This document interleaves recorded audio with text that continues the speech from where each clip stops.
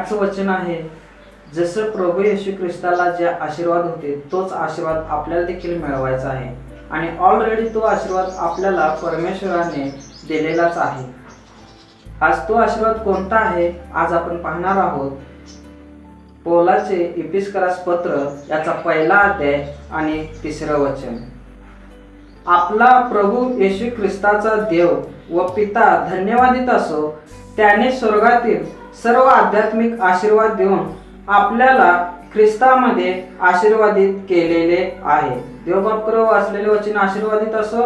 बघा प्रियानो, ह्या ठिकाणी आपल्याला परमेश्वराने ऑलरेडी जे स्वर्गातील आध्यात्मिक आशीर्वाद होतं तेच आशीर्वाद आपल्याला देखील दिलेला आहे। आज आपण ह्या आशीर्वाद मिळवण्यासाठी काय प्रयत्न केले पाहिजे, तर ह्या प्रयत्नामध्ये आपल्याला काय केलं पाहिजे आणि कशा प्रकारे आपण राहिलं पाहिजे, कशा प्रकारे आपण चाललं पाहिजे, तर ह्यासाठी आपल्याला प्रभू येशू ख्रिस्ताने 2 दाखले दिलेले आहे। एक म्हणजे मत्तेकृत शुभवर्तमान याचा 5वा अध्याय आणि 13 ते 14 वचन आपल्याला सांगितलेलं आहे। मिठावरून व दिव्यावरून शिकवलेले धडे। तुम्ही पृथ्वीचे मीठ आहात, पण जर मिठाचा खारटपणाच गेला तर तो खारटपणा त्याला कशाने आणता येईल? पुढे ते बाहेर फेकले जाऊन माणसाच्या पायाखाली तुडवले जाण्यापलीकडे त्याचा कसलाच उपयोग होत नाही।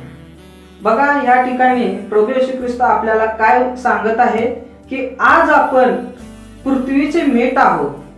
मीठ म्हणजे आज आपल्या तुम्हा सर्वांना माहितीच आहे मिठाचं गुणधर्म काय असतं। आपण मीठ हे चवीसाठी आपल्या रोजच्या जेवणामध्ये, नाश्त्यामध्ये, खाण्यापिण्यामध्ये आपण वापरलेला असतो। परंतु तेच मीठ जरा नकळत जर जास्त झालं तर त्याला खारटपणा येतो आणि आपण ते बाहेर फेकलं देऊ जाऊ शकतो। त्याच प्रकारे आज आपण आपल्या समाजामध्ये राहत असताना आपलं बोलणं, आपलं आचरण हे मिठासारखं असलं पाहिजे। म्हणूनच आज आपल्याला प्रभू येशू ख्रिस्त म्हणतो की तुम्ही पृथ्वीचे मीठ आहात। दुसरं आणखीन एक वचन आहे की 14 वचन सांगतं की तुम्ही जगाचा प्रकाश आहात। डोंगरावर वसलेले नगर लपू शकत नाही। दिवा लावून मापाखाली ठेवीत नसतात, ड्युटीवर ठेवतात, म्हणजे तो घरातल्या सर्वांना प्रकाश देतो। बघा, ह्या ठिकाणी प्रभू येशू ख्रिस्त आणखीन एक आपल्याला दाखला सांगतो की आज आपण जगाचा कोण आहोत की प्रकाश आहोत म्हटलेला आहे। आणि आज आपला प्रकाश आपल्या समाजामध्ये, आपल्या गावामध्ये, आपल्या नातेवाईकामध्ये, आपल्या पै पाहुण्यामध्ये, आपल्या मित्रमंडळीमध्ये कसा पडला पाहिजे, तर जे आपण राहणीमान आपलं आहे किंवा जे आपले आध्यात्मिक वाडी आहे हे जगाला आपण दाखवलं पाहिजे।